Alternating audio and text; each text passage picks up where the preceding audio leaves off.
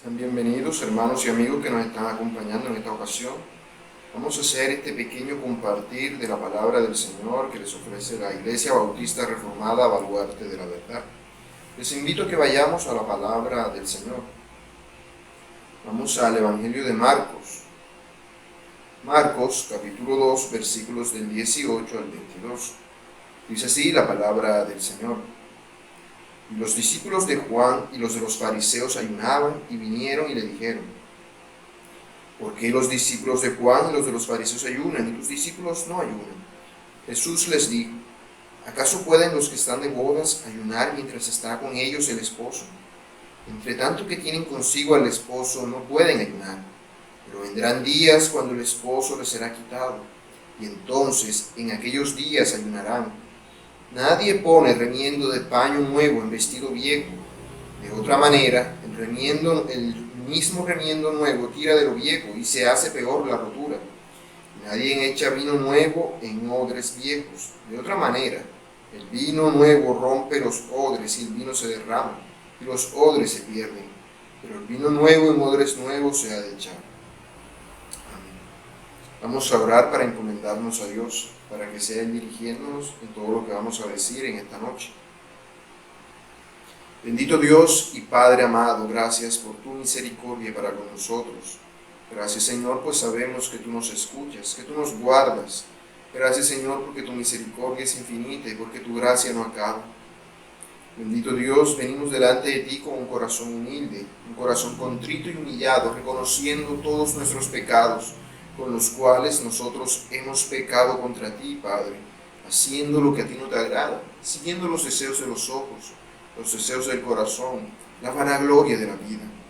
Abre, Señor, nuestro entendimiento, permítenos ver al Rey, nuestro Salvador Jesucristo, que podamos contemplar su faz y que podamos ser semejantes a Él por la obra de tu Espíritu en nosotros. Te pedimos esto para tu pueblo, Señor, y para aquellos que no te conocen, Señor, que en esta ocasión tu palabra les sea de bendición y les conceda aprender más de ti y les conceda el hecho de conocerte. Gracias, Padre eterno, gracias te damos en el nombre de tu Hijo, nuestro Rey y Señor Jesucristo. Amén. Muy bien, hermanos y amigos, vamos a hablar entonces acerca de este pasaje. Leímos todo el pasaje, pero el pasaje que vamos a ver en esta ocasión simplemente son los versículos del 19 al 20, porque en la ocasión anterior vimos el versículo 18 y en la próxima ocasión los versículos 21 y 22. Así que en esta ocasión simplemente vamos a ver los versículos de Marcos 2 del 19 al 20, que son los que dice: Jesús les dijo: ¿acaso pueden los que están de bodas ayunar mientras está con ellos el esposo? Entre tanto que tienen consigo al esposo, no pueden ayunar, pero vendrán días cuando el esposo les será quitado, y entonces en aquellos días ayunarán. Este evangelio, como ya hemos dicho en contadas ocasiones, fue escrito por Marcos, y él en este evangelio, Marcos, como autor inspirado por Dios, nos relata quién es el Rey. Nos dice que Jesús es ese Rey, el Rey que los judíos, y que de hecho el mundo entero había estado esperando desde antaño, aquel que había sido prometido a Adán y a Eva, aquel que había sido prometido a Abraham y a toda la nación de Israel. Ese es Jesús, Él es el Rey prometido. Pero Marcos nos viene a mostrar cómo es ese Rey, nos viene a mostrar cómo piensa Él, cómo actúa Él, nos viene a mostrar que Él es un siervo, un Rey que ha venido a servir a los demás, un Rey que ha venido a dar su vida en rescate por muchos.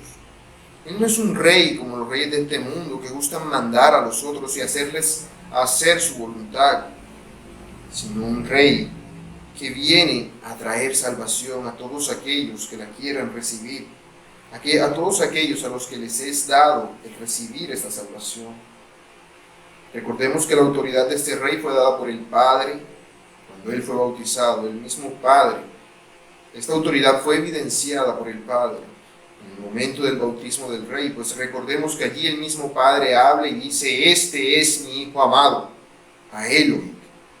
Y también es testificada por el Espíritu, porque vemos que el Espíritu Santo desciende sobre él en forma de paloma. Esto aconteció así para demostrarle a las personas que él era ese rey prometido, que él era ese al que debían oír y cuyas enseñanzas debían creer. Dios mismo dio testimonio de eso en su palabra. Nosotros vemos que el rey ayuda a todos y no rechaza a nadie, sino que por el contrario siempre está dispuesto a compartir su palabra. Recordemos que él es conocido por todos los milagros que hizo, pero también recordemos que todos esos milagros no eran el propósito de su ministerio. Él no vino a la tierra a hacer milagros. No vino, de hecho, antes que él viniera, siervos de Dios hacían milagros en el nombre de Dios y por el poder de Dios. Él no vino a eso. Lo que él vino a hacer fue a dar su vida en rescate por muchos. Lo que él vino a hacer fue a servir, a hacer la voluntad de Dios, a hacer la voluntad de aquel que lo envió. A eso es que vino el rey que había sido prometido, que es Cristo. Ese es su propósito. Los milagros eran solamente una evidencia al resto de las personas de que él era quien decía ser, de que él era aquel a quien ellos durante tanto tiempo habían estado esperando. Esto era algo muy difícil de aceptar para las personas religiosas de la época, porque los judíos principalmente esperaban al rey como alguien que viniese con un ejército a acabar con todos los enemigos de ellos y que los colocara a ellos como las personas más importantes del mundo. Pero ese no era su propósito. Él no vino a eso. Él no vino a conquistar el mundo, porque él es soberano. El día que él venga, y si él hubiese venido de esa forma, hubiese tenido que acabar con todas las personas del mundo, porque nadie era digno de él. Por el contrario, él vino a buscar un pueblo que fuese digno de él. Esto era algo que los religiosos de esta época, de su época, no comprendían en lo absoluto. Y por eso chocaba mucho lo que él les decía, porque ellos eran personas que ya habían crecido con esa idea, que tenían esas ideas en su cabeza, esa era su mentalidad, su forma de pensar, y ahora el Señor viene y va en contra de eso, actúa de una manera totalmente diferente a lo que ellos esperaban. Por eso ellos no lo reconocieron como el rey, porque ese no era el rey al que ellos estaban esperando. Ese era el rey soberano, el rey perfecto que Dios envió, que el Padre envió. Es Cristo, el Salvador. Las personas religiosas de esta época entonces estaban atentos a lo que el rey hacía y veían cómo él inclusive se juntaba con pecadores y por esto lo atacaban. Y en este pasaje que estamos leyendo hemos visto entonces que estas personas encabezadas en la lista por los fariseos eran las personas más religiosas, más buenas de la época, en los términos que el pueblo pudiera ver. A los ojos de las personas, los fariseos eran las personas más santas y buenas que habían. Eran las personas que más se dedicaban a Dios. Pero todo eso era simplemente hipocresía. Era simplemente hipocresía porque ellos no seguían la palabra de Dios. Seguían costumbres y tradiciones que ellos mismos y sus ancestros se habían inventado. Por esto ellos acusaron al Señor, pues decían: sus discípulos no se lavan las manos. Sus discípulos ayunan, sus discípulos no ayunan. Ellos en esta ocasión puntual, ellos atacaban al Señor porque decían que los discípulos del Señor, los discípulos del Rey, no ayunaban, mientras que sus discípulos, y aún los discípulos de Juan el Bautista, el precursor del Rey, sí ayunaban. Pero vemos cómo el Señor les responde, ¿cierto? ¿Acaso pueden los que están de bodas ayunar mientras está con ellos el esposo? La respuesta que el Señor les da a su pregunta, en lugar de calmar las cosas con ellos, que es lo que una persona religiosa haría, pues no querría fomentar problemas con otros religiosos, lo que hace es que intensifica el conflicto, porque ciertamente ataca. Al decir esto, los está atacando a ellos y a sus tradiciones. De manera que su respuesta tiene un doble propósito. Tiene el propósito de aclarar la ignorancia de los discípulos de Juan, que pensaban que que los discípulos del Señor estaban haciendo mal, pero también de atacar la religiosidad de estas personas que decían servir a Dios y en realidad no lo hacían. Ellos acusaban al Señor de infringir la ley de Dios, pero con la respuesta que el Señor les está dando, les está diciendo básicamente que son ellos los que están infringiendo la ley de Dios. De manera que el Señor les responde. ¿Y cómo le responde? Le responde en el idioma en el que ellos hablaban. Cuando ellos hablaban, era común entre ellos hablar con ilustraciones, con metáforas o con parábolas. Esto lo utilizaban precisamente para darse a conocer como personas superiores a las demás, que tenían un amplio conocimiento. Así que el Señor les habla en su lenguaje para que les quede totalmente claro. Les pone un ejemplo, el ejemplo de un novio que se va a casar, el ejemplo de un esposo. ¿Acaso pueden los que están de bodas ayunar mientras está con ellos el esposo? Esta pregunta es retórica y tiene una verdad absoluta. Ayunar, ¿qué era? Como vimos el viernes anterior, ayunar era un acto de lamento y de tristeza. Ellos no veían el ayunar como algo para torcer el brazo de Dios, para que haga lo que yo digo. No, nunca en la Biblia se vio tal cosa. Ellos ayunaban como símbolo de dolor y de tristeza por algo que les estaba aconteciendo, o inclusive y principalmente por el pecado que ellos mismos habían cometido. Por causa de sus pecados era que ayunaban las personas. Se sentían alejados de Dios y querían sentirse cerca de Dios. Por eso ayunaban. Encomendaban a Dios sus causas cuando tenían algo que hacer, porque sabían que si iban y pretendían hacer algo al servicio de Dios que les atemorizaba, que era lo más normal, que te sintieses totalmente inferior, débil para hacerlo. Eso era lo más normal, lo más esperable, porque sabías que eras un pecador. Por eso se ayunaba, para buscar esa comunión con Dios, para buscar el perdón de los pecados delante de Dios, para afligirse delante de Dios. De manera que el ayuno era simplemente un acto de lamento, un acto de dolor, un acto que simbolizaba la tristeza del corazón. Era un acto que simbolizaba la tristeza del corazón.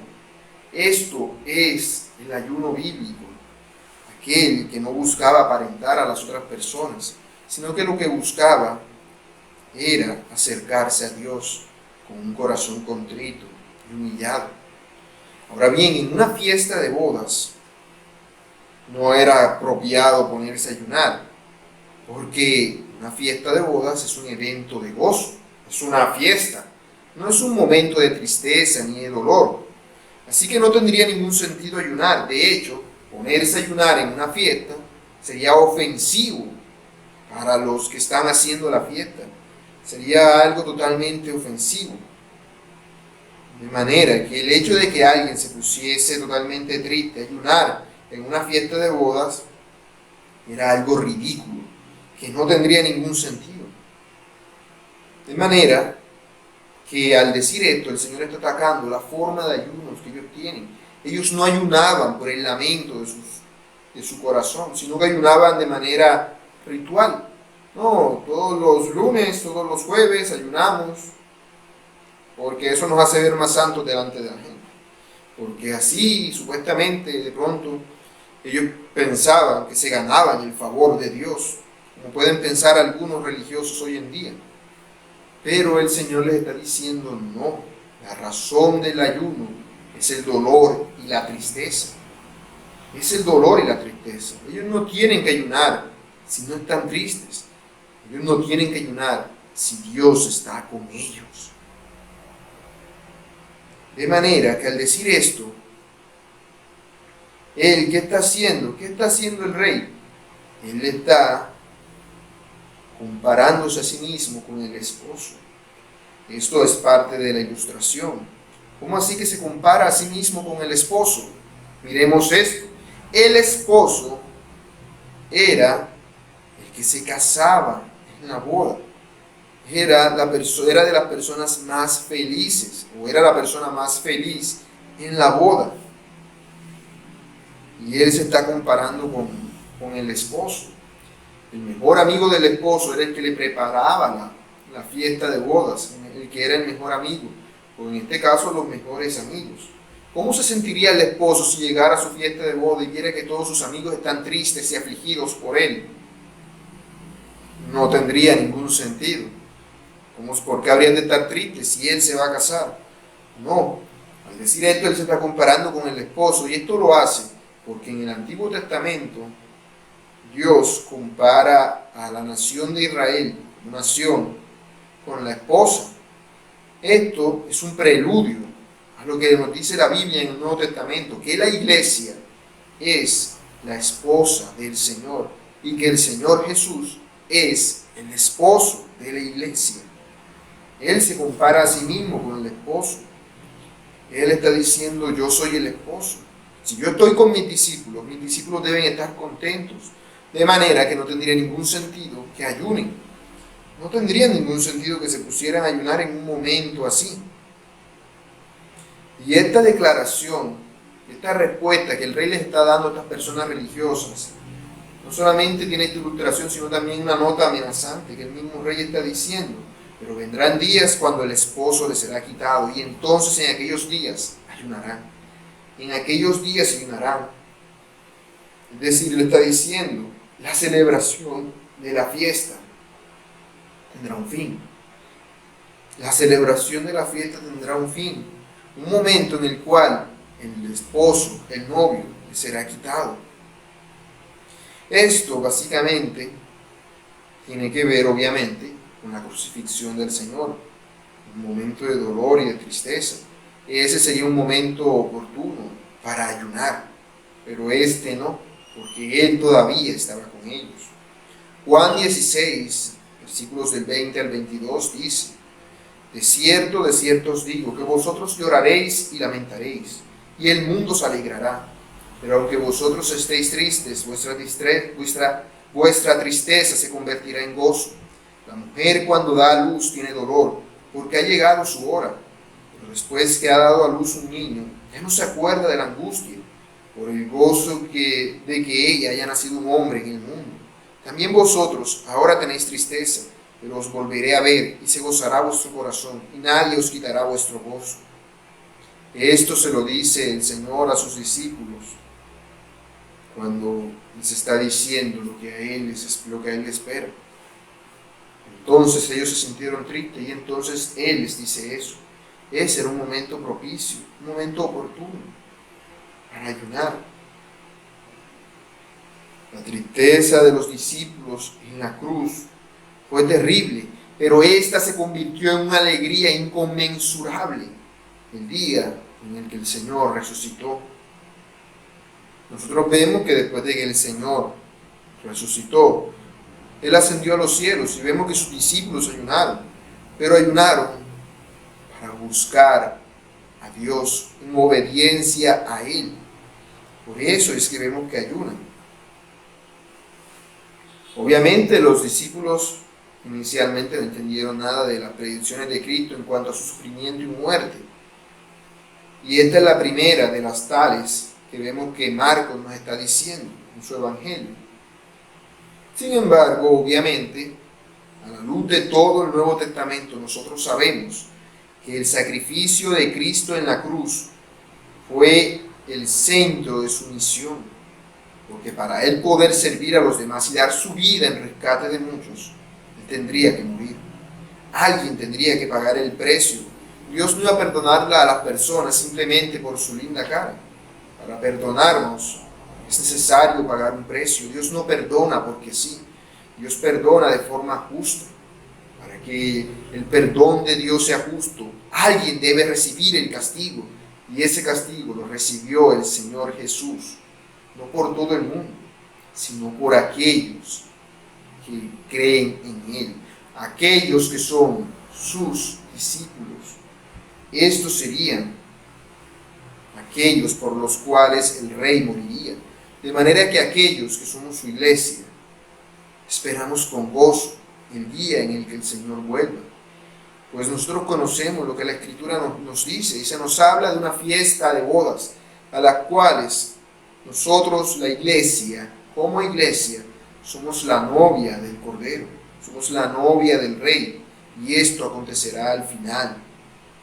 Entonces vemos que la enseñanza de Jesús, aquellos que le están cuestionando, aquellos que están cuestionándole a Él, es simplemente esta: aún sus obras, su religión y todas las cosas que ustedes quieran hacer para ganarse el cielo, aún las mejores que hagan, no valen nada delante de los ojos de Dios, no sirven de nada, no son nada. Ellos estaban total y completamente equivocados. Los fariseos en ese momento debían estar gozosos, porque el rey que ellos estaban esperando supuestamente les había llegado. Debían estar gozosos, pero no lo estaban, porque habían rechazado a Jesús como ese rey. Ellos decían: ese no es el rey que yo quiero, ese no es el Dios en el que yo quiero creer. Yo prefiero creer en un rey que yo mismo me invento, un rey que es conforme a mi imaginación, un rey que se ajusta a lo que a mí me parece, a lo que a mí me conviene, no al rey que dicen las Escrituras. Ellos, aun conociendo las Escrituras, no quisieron aceptar al rey. En consecuencia, sus mismas palabras y sus tradiciones les impedían acercarse al rey, les impedían buscar al rey, de manera que estaban evidenciando que no tenían nada en común con el rey, de manera que estaban evidenciando que aunque eran de la nación de Israel, no eran parte del pueblo de Dios, no eran parte del pueblo de Dios, porque no todo el que dice ser israelita es israelita, lo es verdaderamente aquel que ha creído en Cristo. Estos somos aquellos que de verdad pertenecemos a la nación de Israel. Somos aquellos que en realidad somos descendientes de Abraham por medio de la fe en el Señor Jesucristo. Vemos un contado contraste entre el rey y estas personas religiosas. Los religiosos, ¿qué decían? Ellos decían que debía ganarte el cielo haciendo cosas buenas. ¿Qué predicaba el rey? Que la gracia de Dios es para los corazones arrepentidos. Estas personas, ¿qué decían? Nosotros somos buenos, yo soy buena gente, ¿de qué me voy a arrepentir? Si yo soy súper santo. Ellos pensaban que eran buenos y que no tenían necesidad de arrepentirse, mientras que lo que el rey predicaba era que debían arrepentirse de todos sus pecados. Ellos no solamente se creían buenos, sino que de hecho estaban orgullosos de eso. Sacaban pecho y decían: yo soy mejor que el resto de las personas. Yo no soy como estos ladrones o como estas prostitutas que andan por aquí. Yo soy santo. Yo me merezco el cielo. Obviamente, el día que yo me muera, Dios va a recibirme allá con los brazos abiertos. Va a hacer una fiesta porque allá voy a llegar yo. Pero el rey lo que predicaba era humildad. Predicaba un corazón contrito y humillado. Porque sin un corazón contrito, humillado, no podrían acercarse a Dios. Ellos trataban de ganarse el cielo con ceremonias, tradiciones externas, con cosas que hacían externamente, con rituales, mientras que el rey lo que predicaba era que solamente llegaban al cielo aquellos que tenían un corazón transformado, un nuevo corazón, aquellos que nacían de nuevo. Los religiosos buscaban quedar bien delante de las personas, buscaban el aplauso de la gente. Eso era lo que ellos buscaban. Pero el rey lo que ofrecía era la aprobación de Dios mismo. Ellos tenían rituales muertos que no servían para nada. Pero el rey ofrecía una relación de intimidad con Dios. Ellos promovían un sistema de reglas que supuestamente les iba a dar la salvación. Pero el rey no les estaba dando un sistema de reglas, les estaba dando la salvación. El rey no hacía como los religiosos. Los religiosos, ¿qué dicen? Yo te voy a mostrar el camino de la salvación. Todas las religiones del mundo se centran en eso. Aquí dice las cosas que tienes que hacer para llegar a ser salvos. Pero el rey te dice: yo soy la salvación.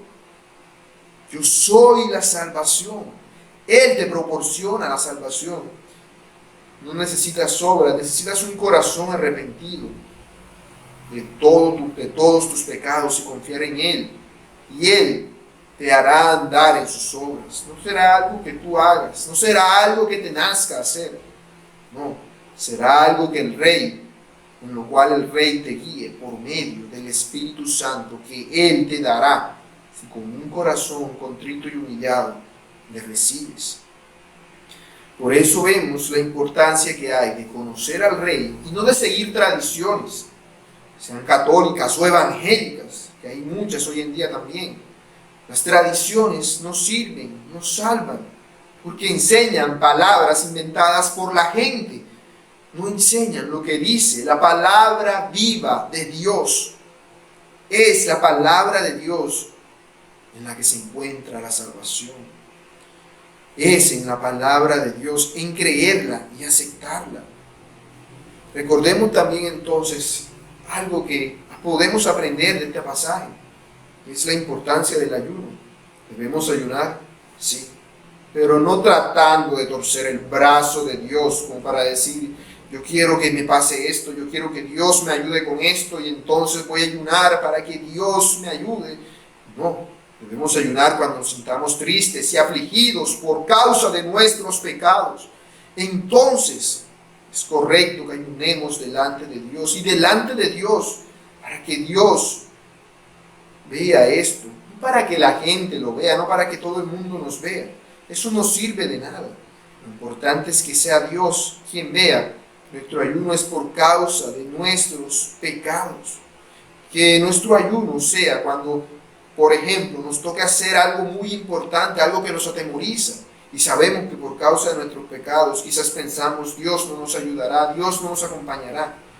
Entonces sería correcto ayunar para encomendar la causa a Dios, no para que salga bien lo que nosotros pensamos hacer, sino para que Dios nos dé el valor para afrontarlo y para hacerlo, como hizo Esther, o para aceptar la voluntad de Dios, como hizo David,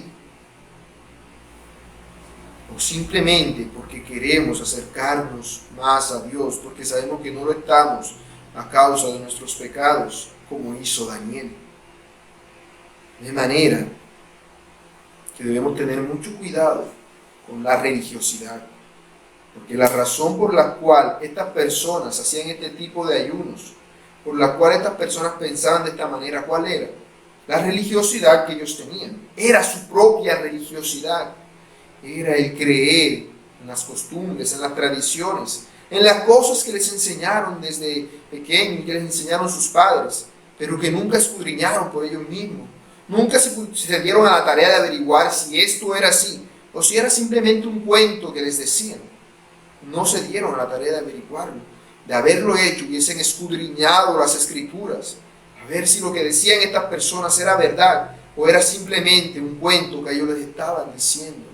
Debemos tener mucho cuidado, porque es muy fácil atacar a los católicos y decir, no, ellos no leen las escrituras, no saben nada de la Biblia. Si leyeran la Biblia se dieran cuenta de que muchas de las cosas que dicen y hacen no aparecen en la Biblia, sino en tradiciones que ellos se han inventado. Y es así. Pero ¿qué hay con nosotros que decimos ser creyentes y no escudriñamos la Escritura, sino que nos tragamos enteros los cuentos que dicen personas que dicen predicar la palabra de Dios? Lo que yo digo no es importante, lo importante es lo que dice la Biblia. Uno puede decir, no, porque el hermano dice tal cosa, porque el pastor dice tal cosa, entonces hay que hacerlo. No, porque eso es exactamente lo mismo. No estamos pensando por nosotros mismos, debemos conocer a Dios, debemos conocer al Rey por nosotros mismos, debemos escudriñar la palabra de Dios y debemos tener una relación íntima con Él. Los que enseñamos la palabra de Dios simplemente mostramos un camino a seguir, pero ese camino no somos nosotros, el camino es Cristo. Y si tú no caminas en Cristo, no conocerás la verdad y no tendrás la vida. Oremos para dar por terminado este compartir de la palabra de Dios. Bendito Dios y Rey eterno, gracias te damos por tu misericordia que es infinita para con nosotros. Gracias, Señor, pues sabemos que tú nos escuchas, que tu poder es para con nosotros, que tu Espíritu no nos falla. Sabemos, Señor, que no somos mejores que las demás personas. Sabemos, oh Dios, que somos pecadores. Sabemos, oh Dios, que hemos pecado contra ti. Oh Padre amado, ayúdanos a no pecar más. Ten compasión de nosotros y danos un corazón recto delante de ti. Oh Dios, no tomes en cuenta nuestros pecados, sino, Padre amado, toma en cuenta la obra de tu Hijo, nuestro Señor, como sabemos por tu palabra que tú lo haces. Enséñanos a buscarte cada uno de nosotros en tu palabra, Dios. Enséñanos a buscarte en tu palabra, no siguiendo las costumbres y las tradiciones de los hombres, no siguiendo lo que otros nos enseñan, sino siguiendo lo que dice tu santa palabra. Que te busquemos con un corazón sincero, que pensemos por nosotros mismos, Señor, y con un corazón arrepentido. Te busquemos porque tú eres nuestro Dios y nuestro Salvador, y nosotros somos tu pueblo. Oh Padre amado, despierta en nosotros ese deseo y ese anhelo de buscarte en tu santa palabra, de buscarte en oración y aún de buscar a otras personas con las que compartan esto, Dios, para que ellos nos ayuden a nosotros en nuestras pruebas y en nuestras luchas. Que tengamos ese deseo de tener comunión con los demás, para que aún nosotros les ayudemos a ellos. Oh Padre amado, gracias, porque tú nos has concedido a nosotros ser parte de tu iglesia, ser parte de tu pueblo.